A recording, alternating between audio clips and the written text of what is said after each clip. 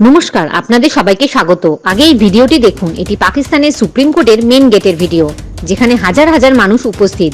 পাকিস্তানের পরিস্থিতি নিয়ে ভারতীয় মেজর গৌরব আরিয়া কি বলেছেন শুনুন। दोस्तों, पाकिस्तान में जो असली कॉमेडी होती है ना, इनकी सड़कों पे नहीं, इनके टीवी स्टूडियोज में नहीं, इनकी पार्लियामेंट के अंदर होती है यार। जिनको नेशनल असेंबली बोलते हैं पाकिस्तानी, उधर जितनी कॉमेडी होती है आप विश्वास नहीं करेंगे, आप भरोसा नहीं कर पाएंगे। अब आप देखिए, एक बंदा है और वो पार्लियामेंट के बीचों बीच मेंबर ऑफ पार्लियामेंट है, वो जिसको पाकिस्तान में नेशनल असेंबली बोलते हैं। तो एक पार्लियामेंटेरियन है, वो क्या कहता है, उसका नाम है राजा रियाज अहमद खान। ये कहता है कि भाई इमरान खान को सरेआम फांसी दे देनी चाहिए थी। इमरान खान को सरेआम फांसी दे दो, यानी कि इकट्ठा करो 1000-2000 लोग, चौक के बीच में फंदा लगाओ, इमरान खान को खड़ा करके टांग दो। ये चाहते हैं भाई साहब, और ये पार्लियामेंट में बोल रहे हैं। ये बकवास अगर कोई टीवी स्टूडियो में करता तो हमें समझ में आती, ठीक है, आपको भी समझ में आती, मुझे भी समझ में आती, क्योंकि वहां पे क्या होता है, टीवी स्टूडियो में पारा हाई हो जाता है लोगों का। किसी ने कुछ बोला, किसी ने कुछ बोला, तो तू मैं क्या होता है कि ब्लड प्रेशर हाई हो जाता है, तो लोग बोल देते हैं। और ठीक है, जो लोग बोलते हैं अक्सर वो लोग कॉमन सिटीजन होते हैं, एक्सपर्ट्स होते हैं किसी ना किसी फील्ड में, तो जो बोले उसका इतना कोई असर नहीं। लेकिन parliamentarian elected by the people of Pakistan, वो पार्लियामेंट के फ्लोर पे, नेशनल असेंबली के फ्लोर पे बकवास कर रहा है, कह रहा है इमरान खान को टांग दो। कहता है फांसी लगाना तो दूर, जो कोर्ट है, ठीक है, जो अदालतें हैं पाकिस्तान की, वो इमरान खान का ऐसे स्वागत कर रही हैं जैसे उनका दामाद होगा। फिर ये बंदा कहता है कि अगर इमरान खान को कहता है यहूदी एजेंट, अगर इस यहूदी, पता नहीं यहूदियों के साथ क्या प्रॉब्लम, यहूदियों ने तो तुम्हारा कुछ नहीं बिगाड़ा पाकिस्तानियों, लेकिन हर समय यहूदी एजेंट तुम्हारे दिमाग में रहता है, ठीक है ना। अगर ये जज इस यहूदी एजेंट यानी कि इमरान खान से इतने खुश हैं, तो इनको कहिए कि ये पाकिस्तान तहरीक इंसाफ ज्वाइन कर लें।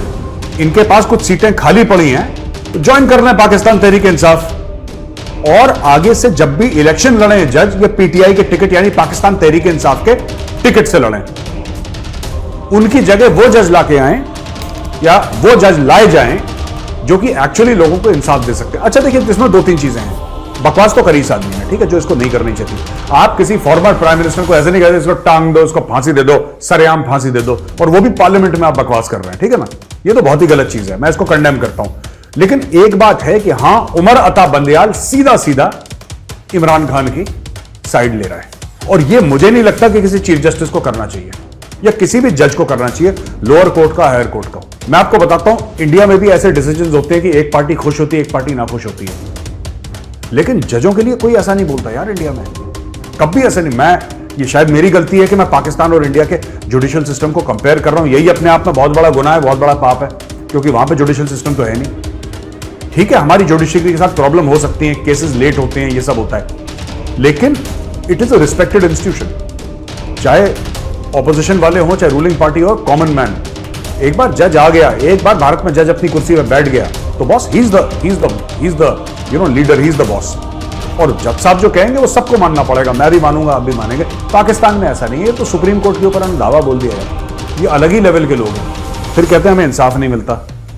जमायत उलेमा इस्लाम, ये एक ग्रुप है उलेमाओं का, इनके अंडर काफी सारे मदरसे हैं। उन्होंने क्या करा है कि इन्होंने चढ़ाई कर दी इस्लामाबाद में, ठीक है। इन्होंने, ये मौलाना फजलुर रहमान है, मौलाना फजलुर रहमान जो पीडीएम का चेयरमैन भी है, और ये इसका भी चेयरमैन है, जमायत उलेमा इस्लाम, फजल फैक्शन है। इसने इस्लामाबाद पे चढ़ाई कर दी। इसने बोला, अच्छा बेटा इमरान खान, तुम अपने बंदों से अगर पाकिस्तान जला सकते हो और बहुत बड़े तुर्रम खान बन सकते हो, तो तुमसे बड़ा तुर्रम खान तो मैं हूं, ये ले 10,000 बंदे, अब हम भी जलाएंगे पाकिस्तान को। अब इनके बीच में कंपटीशन लग गई कि पाकिस्तान में कौन अच्छा तेल छिड़क सकता है और कौन माचिस की तीली जला सकता है। ये आपने इमेजेस भी देखी होंगी, ये देखिए आप इमेजेस देखिए, जिस तरीके से ये सुप्रीम कोर्ट के दरवाजे को लांघ के जा रहे हैं लोग। यार ये मैं पाकिस्तानियों से एक बात पूछना चाहता हूं, भाइयों, जब आप खुद की इज्जत नहीं करोगे, फिर आप ये कैसे उम्मीद कर सकते हो कि भारत या दुनिया भर के देश आपकी इज्जत करें? आप तो खुद की रिस्पेक्ट नहीं करते। जजेस में हो सकता है इंडिविजुअल बाइसेस हो कोई, is this the way to treat the supreme court? तुम लोगों ने बिल्कुल ही बेड़ा गर्क कर दिया है आप लोग, मुझे नहीं समझ में आ रहा। The convoy from Peshawar will be led by मौलाना अताउर रहमान। एक मौलाना अताउर रहमान है, वो कॉन्वॉय लीड करेंगे। मौलाना अताउल हक दरवेश वो भी हैं, सैयद हिदायतुल्लाह शाह ये भी हैं, मुफ्ती फजल गफूर ये भी हैं, मुफ्ती उबैदुल्लाह, आसिफ इकबाल दौदजई और बाकी लोग। अंसारुल इस्लाम एक ग्रुप है, सिक्योरिटी विंग है JUIF का, ठीक है ना। इसमें 10,000 इसके एक्टिविस्ट, ये आपको दिख जाएंगे खाकी वर्दी पहन के, हाथ में डंडा, और डंडे में सफेद और काली पट्टियां लगी होंगी, ऐसे टेप लगा रहता है ना, ये इनकी खास पहचान है। और इनका झंडे में भी देखना सफेद झंडा होगा, उसमें ब्लैक ऐसे वो होंगे, पट्टी सी लंबी सी, जैसे अमेरिका का फ्लैग में व्हाइट में रेड होता है ना, तो इनके व्हाइट में ब्लैक आपको ऐसे दिख जाएंगे पट्टियां। वो जमायत उलेमा इस्लाम का फ्लैग है, राइट। अच्छा, एक और खबर है पाकिस्तान से यार, मैं तो बता रहा हूं यार, भगवान ही बचाए इस देश को। यहां पे पाकिस्तान आर्मी ये कह रही है, आर्मी चीफ ये कह रहा है पाकिस्तान का, ठीक है, जनरल आसिम मुनीर ये कह रहा है कि जिन लोगों ने फौजी ठिकानों के ऊपर, चाहे कोर कमांडर का घर हो, चाहे GHQ हो, या फिर एयर बेसिस हो, जिन्होंने इनके ऊपर चढ़ाई करी है, उनको फौजी कानून के तहत हम ट्राई करेंगे। अब आप समझने की कोशिश करिए बोल क्या रहा है ये वो नहीं बोल रहा जो आप समझ रहे हैं अभी। अब आप और समझिए क्या बोल रहा है। ये बेसिकली कह रहा है कि ये मार्शल लॉ लग चुका है एक तरीके से। मार्शल लॉ में क्या होता है? मार्शल लॉ यानी कि फौजी कानून। जब आप कुछ लोगों को फौजी कानून के तहत ट्राई करेंगे, फौजी कानून के तहत आप उनके मुकदमे चलाएंगे, राइट, तो फिर तो मार्शल लॉ लग गया पाकिस्तान में।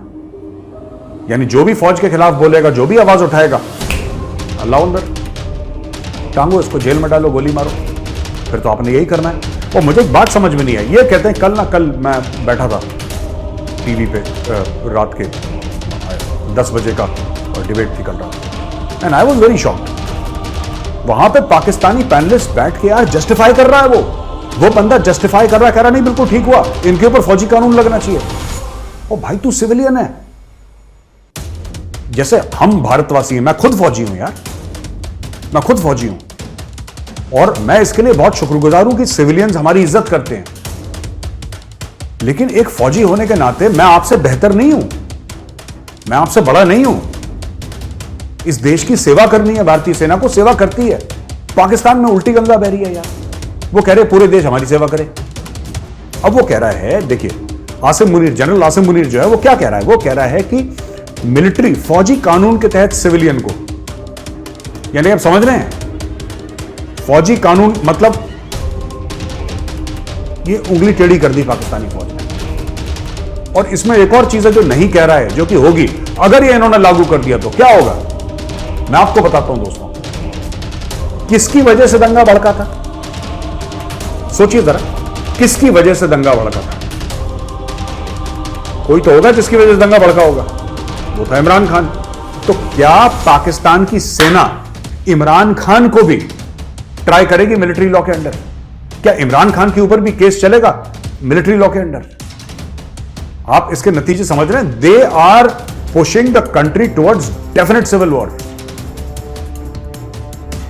एक पहले इमरान खान ने अपने बंदे ले आया सड़क पे कि तुम जला लो, फिर मौलाना ले आया तुम जला लो, अब ये कह रहे हैं कि हम तुम्हें इसमें ट्राई करेंगे, उसमें ट्राई करेंगे। ओ यार, अगर तुम्हें हर चीज फौज को करनी है तो ये बंदियाल साहब को घर भेजो ना अपने। फिर बंदियाल साहब को बोलो सर आप घर पे बैठे, हमें आप पर भरोसा नहीं है। What is this nonsense? ये कौन सी कंट्री है जो अपने आप को डेमोक्रेसी कहती है? पाकिस्तान डेमोक्रेसी नहीं है, लेकिन छाती ठोक के कहती है कि हम लोग डेमोक्रेसी, क्योंकि हमारे और डेमोक्रेसी में इलेक्शन के अलावा भी 10 और चीजें होती हैं। Election not the only thing, ठीक है ना। इलेक्शन तो ईदी अमीन ने युगांडा में भी करवाया था जिसमें वो जीता था। तो elections are not a barometer of anything at all. लेकिन मैं ये कहना चाह रहा हूं, मेरा पॉइंट ये है कि आप एक सिविलियन को, भारत में भगवान न करे कितनी भी गड़बड़ हो जाए, मैं कभी नहीं चाहूंगा कि कोई हमारा सिविलियन दोस्त हो या कोई भी हो हमारे जो इंडियन सिटीजन हो, वो मिलिट्री लॉ, और military is suppose to serve the nation. ये हमारी जो है, इसलिए हम कहते हैं armed forces we are a service. हम सेवा करते हैं, हमें इस देश के लोगों की, देश के संविधान की और देश की सेवा करनी है। और जहां तक बात संविधान की है, जहां तक बात देश की है, तो हम लोग देश के सेवक हैं। भारतीय सेना की बात कर रहा हूं, नौसेना, वायुसेना, हम लोग मुल्क के, इस देश के सेवक हैं, हम भारत मां के सेवक हैं। जय हिंद, जय जवान, जय किसान।